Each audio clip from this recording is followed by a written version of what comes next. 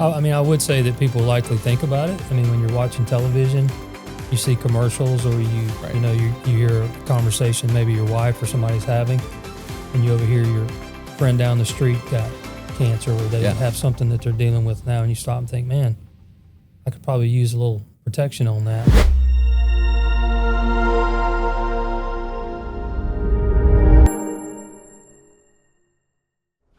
So when we're talking about the summary of benefits, anytime, and let me take a sidebar here real quick, okay? Anytime we're selling ancillary products, you have to remember this is something that you have to build a need with. People don't wake up in the morning and go, I think I'll go buy a cancer policy today.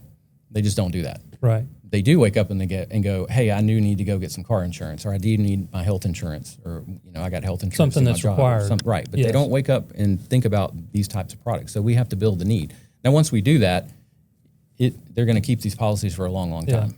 I mean, I would say that people likely think about it. I mean, when you're watching television, you see commercials, or you hear a conversation maybe your wife or somebody's having, and you overhear your friend down the street got cancer, or they have something that they're dealing with now, and you stop and think, man, I could probably use a little protection on that. And then it gets lost. Right. Just like anything else. Because we're busy. I mean, we're inundated with a million feeds off our phone and text messages and just the stuff that we deal with in a day. But likely something inside of you, especially if you're fairly responsible and understand, the expense related to medical costs these days, you're thinking about it. Well, it's in there. It just hasn't come to the forefront. That bleeds into this next part, where why we're using the summary of benefits as a marketing tool. What we're looking for is pain points. Okay. As we go through this summary. So we're talking about, now this could be an MA plan where you're talking about initial hospitalization benefits, or outpatient surgeries, or ambulance, emergency room, skilled nursing. These are pain points. And as we go through these, I can ask just little simple questions. Inpatient hospital benefit, or like the ambulance benefit. Sometimes the ambulance benefit on an MA plan might be $300 copay. And it's just simple questions that you can ask while you're going through and showing them the summary of benefits, asking that question: how would a $300 out-of-pocket cost for you, Jeff? How would that affect your family and your finances right now?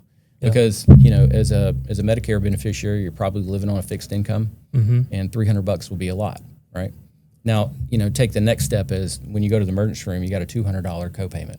Now, you just told me the $300 copayment on the ambulance benefit was a lot. Well, the ambulance is taking you to the emergency room, so there's another $200. Right. So now you're at $500. So as you're going through this, it's a way that you can introduce these things while you're going through these pain points. And then, if you were to tell me, well, that would be a lot, $500 would be a lot out of pocket.